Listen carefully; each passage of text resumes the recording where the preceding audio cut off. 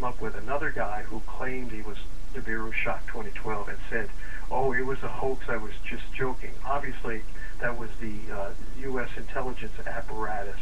They had stopped this guy from putting the information out and tried to do a very clumsy cover-up by pretending that it was a hoax. So there's more information. Marshall Masters actually posted the photograph that Nibiru Shock 2012 posted. I think he has it on his website, which is yowusa.com. yowusa.com. You can just, or you can search for Nibiru Shock 2012.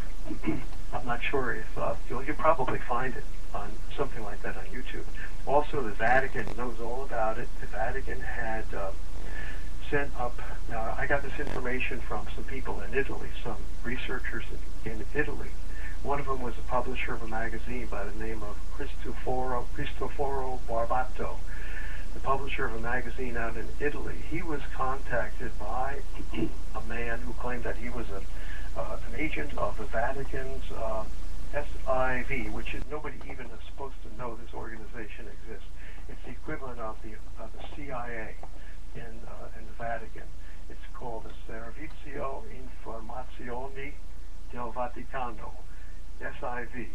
This man claimed to be an agent with the SIV. Cristoforo Barbato was very careful to check out his credentials because he didn't want to be putting out this information in his magazine. He checked him out very carefully, met with the guy at a predetermined location in Rome, in a park in Rome where they could not be overheard, and he got the information from this man that the Vatican has already taken videotapes, the films of this Planet X. This was about, I would say, now from 2005, 2006. And what they did, this agent claims that a hypersonic aircraft was launched from Edwards Air Force Base with a camera, with a special type of a very light space type of video camera that would take pictures and transmit the pictures back to Earth. And it did. It was launched from this hypersonic plane, went out into deep space, and traveled quite a distance out until it was able to get pictures of Planet X, transmit these pictures back to Earth at an abandoned oil refinery in Alaska, where they had the facility set up at this front location, this abandoned oil refinery, and deciphered the pictures, and then these pictures were given by the agent, the Vatican agent, to Cristoforo Barbato. You can find those pictures on the internet, and the good thing about it is, at the time when I saw them, I said, well, I don't know what this is, I can't tell, but now when I compare it with other pictures that have been shown, you begin to see the same characteristics in this picture, and that really fortifies the evidence that this is indeed Planet X. Also, Planet X has been sighted back in, I'm trying to remember whether it was early this year or early last year, by the Chandra, Chandra, Chandra X-ray Observatory satellite of the United States government. It was, I guess, enough scientists knew about it that they were forced to somehow publicize it, but only in the most cloaked, convoluted way, confusing way. They said, I think the article stated that we have sighted a comet out in deep space, but we don't know what it is. And that's all they said about it. I don't think they posted the picture at all, but some people have posted on YouTube what they claim are pictures of this Planet X taken by the Chandra X-ray Observatory satellite. See, X-ray and infrared viewing is what is necessary at this time, up to this time, in order to view this very dark star that emits very little light. Dark, brown dwarf star. However, now as it gets closer, it becomes more and more visible.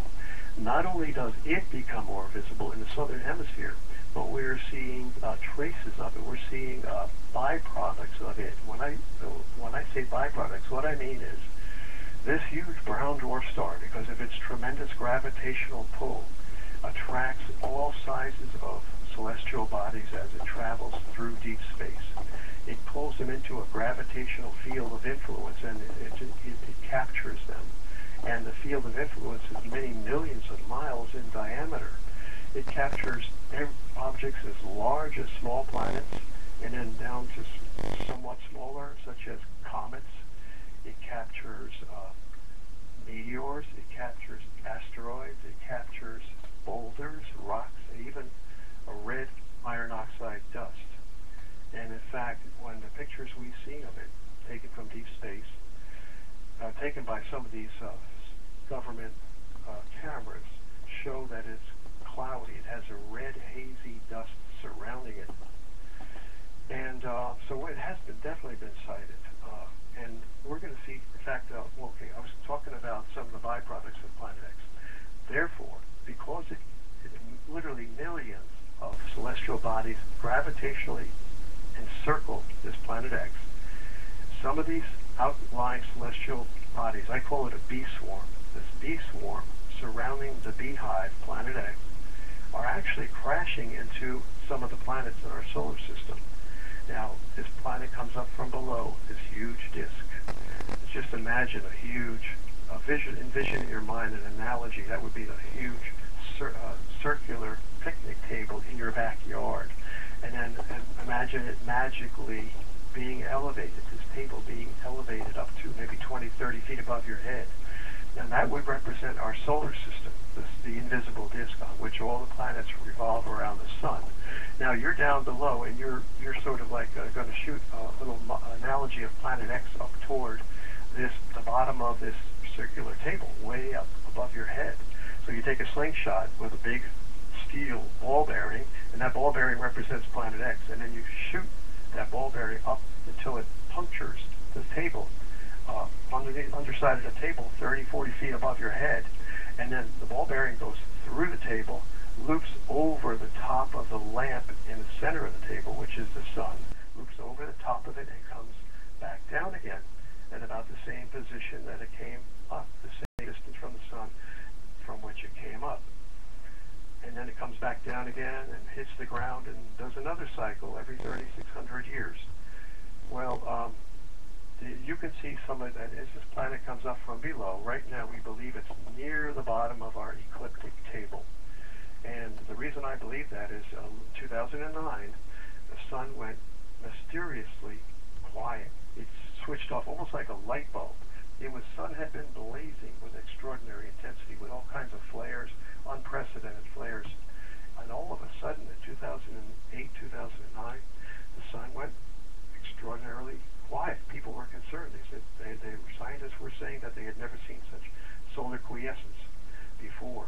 Well, I had theorized, and it seems my theory has now proven to be correct, theorized that the reason why the sun went quiet is because the normal excitation of Planet X, the electrical excitation that is, between Planet X and the sun, because these are electrical bodies engulfed in electrified gases called plasma, and they discharge into the sun and zap the sun and cause the sun to be highly hyperactive. However, when this planet got below Jupiter, I theorized in the middle of 2009, there was a huge comet crash into the southern hemisphere of Jupiter.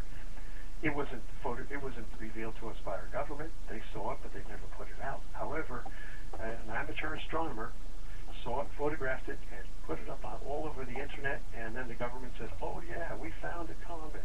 We found some huge comet crashing into the southern hemisphere of Jupiter. The government was never about to reveal it to us because their main goal is to keep this suppressed from the public so that we will not prepare, so that they go underground and we stay up here to face all the disasters. Now let me skip back here to a little bit earlier in our conversation. You talked about Phil Schneider. Now I was well aware of Phil Schneider. He was talking about the underground base at Dulce, and he stated he got into he and some Marines got into a gun battle under the ground in Dulce with aliens, with Greys or some type of aliens. Yes, I'm not sure about that. I mean, I have no preconceived idea ideas as to the existence or the non-existence of these